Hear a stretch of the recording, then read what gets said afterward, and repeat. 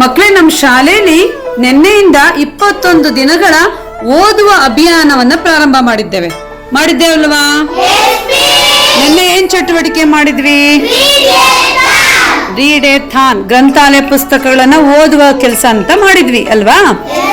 ಇವತ್ತಿರೋ ಚಟುವಟಿಕೆ ಏನಂದ್ರೆ ಗ್ರಂಥಾಲಯ ಅಥವಾ ಓದುವ ಮೂಲೆಯನ್ನು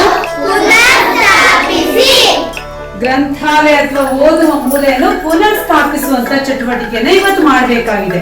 ಅಂದ್ರೆ ಏನು? ನಮ್ಮ ಶಾಲೆಯಲ್ಲಿರುವಂತಹ ಗ್ರಂಥಾಲಯ ಅಥವಾ ಓದುವ ಮೂಲೆ ಏನಿದೆಯಲ್ಲ, ಆ ಮೂಲೆಯಲ್ಲಿರುವ ಪುಸ್ತಕಗಳು ಹಾಳಾಗಿದ್ರೆ ಅದನ್ನೆಲ್ಲ ಬೈಂಡ್ ಹಾಕಿ ಸರಿ ಮಾಡುವಂತದ್ದು, ಆ ಮೂಲೆಯನ್ನ ಸ್ವಚ್ಛಗೊಳಿಸುವಂತಹ ಕೆಲಸವನ್ನ ನಾವು ಇವತ್ತು ಮಾಡಬೇಕಾಗಿದೆ. ನಮ್ಮ ಶಾಲೆಯಲ್ಲಿ ಇನ್ನೊಂದು ಕೊಠಡಿಯಲ್ಲಿರುವಂತಹ ಗ್ರಂಥಾಲಯ ಪುಸ್ತಕಗಳು ಸ್ವಚ್ಛವಾಗಿದೆ, ಸರಿಯಾಗಿ ಇಟ್ಕೊಂಡಿದ್ದೀವಿ. ಆದ್ರೆ ಈ ನಲಿಕಲಿ ಕೊಠಡಿಯಲ್ಲಿರುವಂತಹ ಈ ರೀಡಿಂಗ್ ಕಾರ್ನರ್ ಏನಿದೆ, ಈ ರೀಡಿಂಗ್ ಕಾರ್ನರ್ ಅಲ್ಲಿ ನಾವು ಹಳೆಯ ಪುಸ್ತಕಗಳನ್ನ ಇಟ್ಟಿದ್ದೀವಿ. ಹಳೆಯ ಪುಸ್ತಕಗಳಂದ್ರೆ ಕಳೆದ ವರ್ಷ, ಆಚೆ ವರ್ಷದೆಲ್ಲ ಇರುವಂತಹ ಪಠ್ಯ ಪುಸ್ತಕಗಳನ್ನೆಲ್ಲ ಸೇರಿಸಿ ಪುಸ್ತಕದ ಬ್ಯಾಂಕ್ ಮಾಡಿದ್ವಲ್ಲ, ಈ ಪುಸ್ತಕಗಳಲ್ಲಿ ಕೆಲವೊಂದು ನಮಗೆ ಬೇಕಾಗಿರೋದನ್ನ ಇಟ್ಕೊಂಡು ಬೇಡವಾಗಿರೋದನ್ನ ತೆಗೆದು ಇಲ್ಲಿರೋ ಸ್ವಚ್ಛ ಮಾಡಿ ಅರ್ಥ ಇರೋದನ್ನ ಮತ್ತೆ ಬೈಂಡ್ ಮಾಡಿರೋ ಕೆಲಸವನ್ನ ಮಾಡಬೇಕಿದೆ.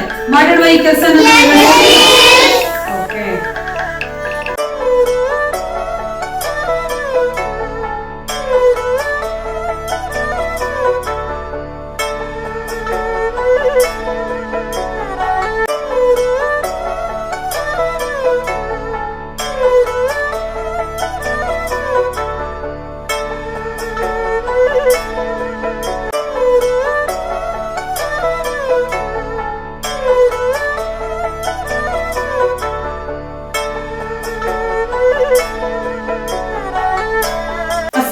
ನಮ್ಮ ಹತ್ರ ಶಿಕ್ಷಣ ವಾರ್ತೆಯ ಪುಸ್ತಕಗಳು ಇದೆ.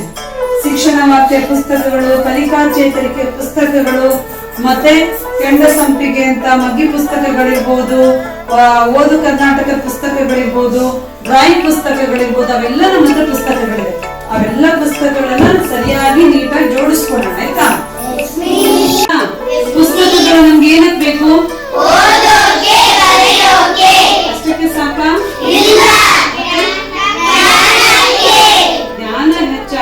ನಮಗೆ ಪುಸ್ತಕಗಳ ಅವಶ್ಯಕತೆ ಇದೆ.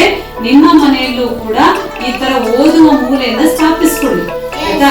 ನಿಮ್ಮ ಹಳೆ ಪುಸ್ತಕಗಳಿರ್ಬೋದು, ಕತೆ ಪುಸ್ತಕ, ನೀವು ಕೊಂಡಿರುವಂತ ಕತೆ ಪುಸ್ತಕಗಳು, ಇನ್ಮೇಲೆ ಎಲ್ಲೇ ಹೋದ್ರು ಪುಸ್ತಕಗಳನ್ನ ಕೊಂಡ್ಕೊಳ್ಳಿ, ಆಯ್ತಾ?